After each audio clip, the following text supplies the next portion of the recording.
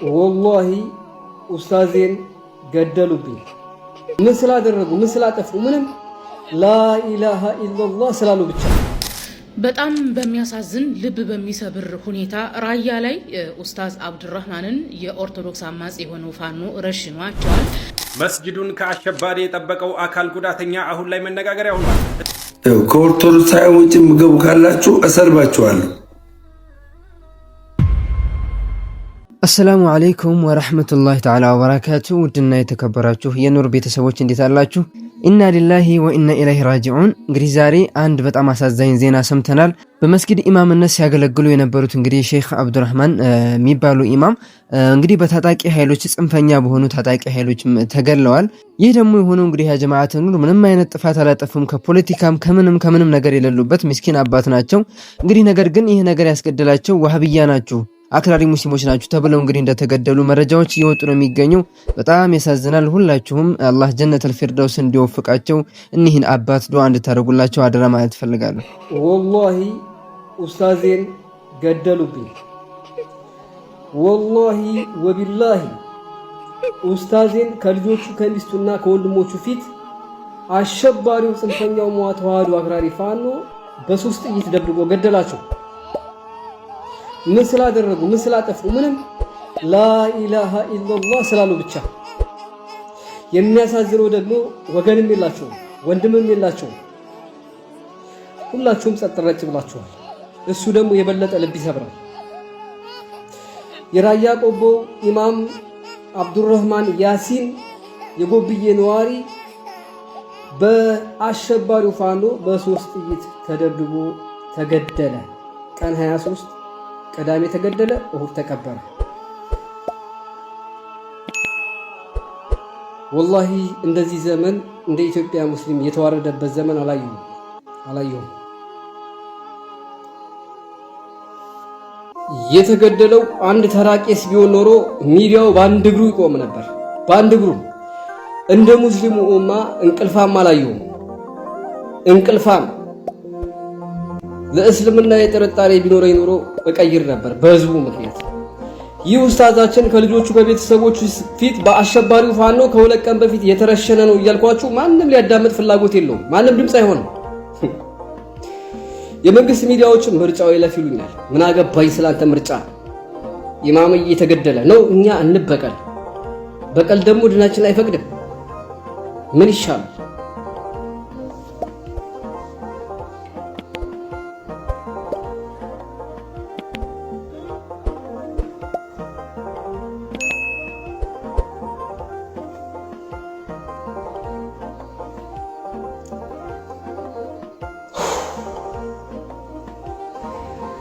ሐቂቃ በጣም ያናድዳል። ወላሂ እንደዚህ አይነት ነገሮችን እየሰሙ ምንም ማድረግ አለመቻል በጣም ያሳዝናል።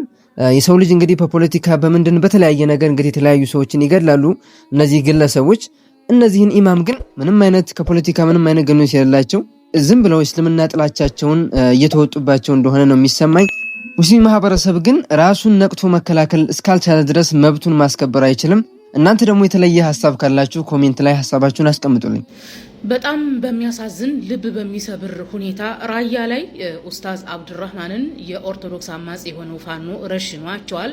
ሰሜን ወሎ አካባቢ ራያ አላማጣ እና በዚያ አካባቢ የትግሬ አማጺና የአማራ አማጺ የኦርቶዶክስ አማጺ እንደሆኑ ሁላችሁም ታውቃላችሁ። ወንድሞቻችንን ወሃብያ ናቸው እያሉ እየገደሏቸው ነው። በተለያዩ ጊዜ ወሃብያ ናቸው ይገደሉ የሚለውን ትዕዛዝ የሚሰጡት አህባሾች ናቸው።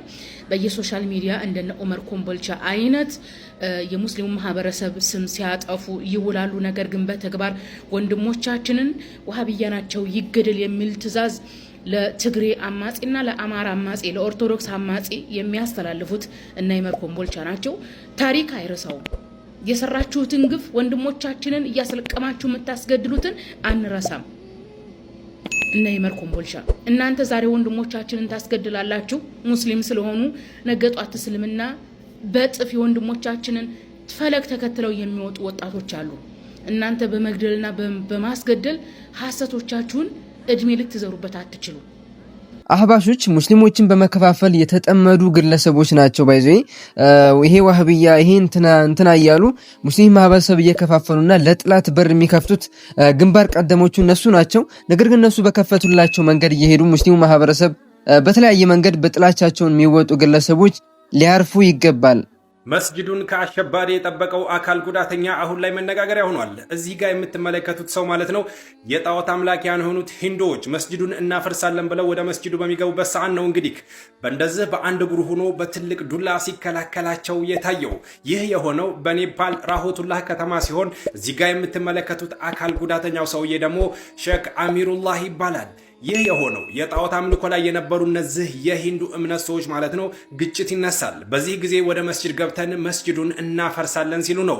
መስጂድንማ አላስነካም ያለው እዚህ ጋር የምትመለከቱት ይህ የሙሉ ኢማን ባለቤት የሆነው ሼክ አሚሩላህ ማለት ነው በራፍ ላይ ቆሞ በትልቅ ዱላ ወደ ውስጥ እንዳይገቡ ሲያደርጋቸው ታይቶ አሁን ላይ ብዙዎች አድናቆታቸውን እያስቸሯቸው ይገኛል ማለት ነው። እንግዲህ ከአሚሩላህ ይህንን ተግባር ያደረጉት ማለት ነው በውስጣቸው ያለው የኢማን ጥንካሬ ፈንቅሎ እንጂ አስቡት እስኪ የአካል ጉዳተኛ መሆናቸውን ረስተውት አይደለም። ነገር ግን እኔ ቆሜ መስጂድ አይደፈርም ማለታቸው ብዙዎችን ማለት ነው አድናቆት እንዲያስገኝላቸው ተደርጓል። መጨረሻ ላይም ግን ማለት ነው ምኞታቸው ተሳክቶ የሼክ አሚሩላህ የመስጂዱ በር ተዘግቶ እነዚህ አሸባሪዎች ማለት ነው እንግዲህ ሲመለሱም ታይቷል ማለት ነው። አሁን ላይ በኔፓል ይህ ሰው ሼክ አሚሩላህ እንደ ጀግና እየታየ ይገኛል በሙስሊሙ በኩል። እስኪ እናንተ ሀሳባችሁን ለዚህ ሰው በኮሜንት አሳውቁኝ። ለተመሳሳይ መረጃ ደግሞ የፕላስ ምልክቱን መጫናችሁን አትርሱ። በጣም የገርማችሁ ታሪክ እንገራችሁ። አንድ የአሜሪካ ዩኤስኤ ታላቅ ጀነራል አሜሪካዊ ትልቅ ጀነራል እንዴት ወደ እስልምና እንደመጣ ሲናገር በጣም ያጅባችኋል። ምን ይላል መሰላችሁ? ሶፍ በማስተካከል ወደ እስልምና የመጣው ትልቅ ጀነራል ትልቅ የጦር መሪ ነው አሜሪካ ውስጥ። አንዴ ይላል ቻናል ቴሌቪዥን እያየው ቻናሎችን ስቀያየር እጄ አመለጠኝና ሌላ ቻናል ቀየረብኛል። ያን ስመለከተው ከዓባ ነበር ይላል። ሰው በከዓባ ዙሪያ ጠዋፍ ያደረጉ ኢማሙ ሊያሰግድ ቆመዋል አለ ተሰልፈው። ያንን ኢማሙ አንዲት ቃል የተናገረው ኢስታው ሶፍ አስተካክሉ ሲል በ5 ሴኮንድ የማይሞላ ውስጥ 3 ሚሊዮን ህዝብ ሶፍን አስተካክሉ ቆሟል። ተገረምኳል። ይሄ ሊሆን አይችልም አልኳል። እኔ የአሜሪካ ትልቅ ጀነራል ነኝ። ማሰለጥናቸው 6000 ሰራዊት አለኝ። ይሄን 6000 የነቃ የበቃ የተማረን ሰራዊት ለማሰለፍ 6 ደቂቃ ፈጃለሁ አለ። 6 ደቂቃ ይሄን የተማረ ሰራዊት ለማሰረፍ እንዴት ይሄ አንዲት ስታው በምትባል ቃል ተስተካከሉ የሚል ቃል 3 ሚሊዮን ህዝብ ያሰልፋል? ይሄን ዲን ማጥናት አለብኝ አልኳል። ከዛም ስፈትሸው ለካስ የተፈጠርንበት ዲን አልእስላም ነው። አላህ በዚህ ሰበብ ዲን አልእስላም ወፈቀኝ ይላል። ሱብሃንክ ላ ቱካሉ ኢላ ለክ። እና ይሄ ተራ ነገር ይመስልናል። ሱፍ ማስ እያንዳንዱ የእስልምና እንቅስቃሴዎች ዋጋ አላቸው። አላሁ አክበር። ከወደ ሳውዲ የተሰማ አስገራሚ ዜና ይዤላችሁ መጥቻለሁ። ሙስሊሞች ኮሜንቱን በተክቢራ እስከ መጨረሻው ኮፒ ሊንክ ሼር ፖስት እያደረጋችሁ ተከታተሉኝ። ይሄ በምስሉ ላይ የምትመለከቱት ሰው ፈረንሳዊ ሲሆን ከፈረንሳይ ተነስቶ ወደ ሳውዲ ለአንድ ነገር ያቀናል። እሱ ምንድነው?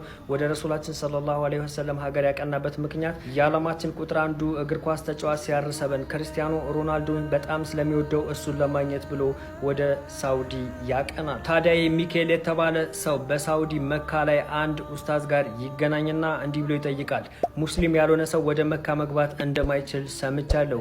እስኪ ስለ እስልምና የምታውቀውን በደንብ ንገረኝ ብሎ ለዛ ሼክ ይጠይቀዋል። ታዲያ ያ ሼክ ስለ እስልምና የሚያውቀውን ሁሉ በእርጋታና እጅግ ስነ ምግባር በተሞላበት መልኩ ስለ እስልምና የሚያውቀውን ሁሉ ከነገረ በኋላ ይሄ ሰው ደግሞ በሀገሩም ሆነ በሌላው ዓለም ስለ እስልምና የሰማው ነገር ሁሉ ተቃራኒ ሆኖ ስላገኘው እስልምናን ተቀብሎ ሲያርሰበን ለማግኘት ወደ ሳውዲ ገብቶ እስልምናን ተቀብሎ ወደ ሀገሩ ተመልሷል። አላሁ አክበር ያላችሁ ኮሜንቱን አሸብርቁት። ኢንሻአላህ እሱ ብቻ ሳይሆን እሱ ያደነቀው ሲያርሰበንም እስልምና እንደሚቀበል ተስፋ እናደርጋለን። በዱዓችሁ ሁላችሁም አግዙ። ገና ዓለምን በሙሉ ሙስሊም እናደርጋለን ኢንሻአላህ። በደንብ ሼር ኮፒ ሊንክ ሪፖስት እያደረጋችሁ አደርሱት። ከኦርቶዶክስ ውጭ ምገቡ ካላችሁ እሰርባችኋለሁ። ከዚህ በኋላ እሳደባለሁ። ከዚህ በኋላ አንድ ስለ ሃይማኖት ምን ልመሰክርልህ አይደለም የመጣሁት። ውጣ እናት ልብዳ ውጣ። በቃ አልፈልግም። ውጣ። አትመስክርልኝ። መምህር ደምረው በቲክቶክ ፕላትፎርም እንደምታውቁት መጽሐፍ ቅዱስን ይዞ ምዕመኑን የሚያስተምርና እንዲሁም ከኛ ጋር አንዳንዴ ሊሞግት የሚል መምህር ነው። እናም ይሄ መምህር አይታችሁ ከሆነ ለብዙ ቀናቶች ማታ ማታ ላይቭ ሲገባ መጠጥ ጠጥቶ ነው። ነገር ግን ይሄ ሰውዬ መጠጥን ሲጠጣ ዝም ብሎ ከመሬት ተነስቶ አይደለም። አንድም ራሱ መጽሐፍ ቅዱስ ፈቅዶለታል። ቅዱስ ብሎ የሚጠራው መጽሐፍ ራሱ መጠጥ ፈቅዶለታል። በመጽሐፈ ምሳሌ ብሉይ ኪዳን ላይ ማለት ነው ምዕራፍ 31 ከቁጥር 6 ጀምሮ ድሃ ድህነቱን ይረሳ ዘንድ መጠጥ ይጠጣ ይላል። ኦኬ ምን የተባለ ወይን ጠጅ የተባለ ማለት ነው። ወይን ጠጅ የተባለ መጠጥን ይጠጣ እያለ ይናገራል።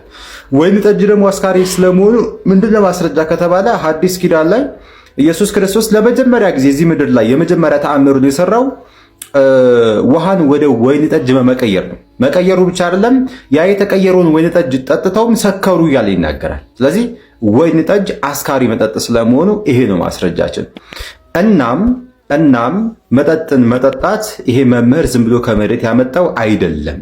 ራሳቸው መጽሐፋቸው ይፈቀደላቸው። ከመጽሐፋቸውን ባለፈ ቤተክርስቲያኗን ይህን ነገር ፈቅዳለች። ወይ ደግሞ አባ ገብረ ኪዳን መምህር አባ ገብረ ኪዳን መጠጥ የሚፈቀደው ሁለት ይፈቀዳል። በእውነቱ ማለት እግዚአብሔር የፈጠረውን ፍጥረት እርኩስ ማለት መጠጥ እርኩስ ነው ማለት ኃጢአት ነው።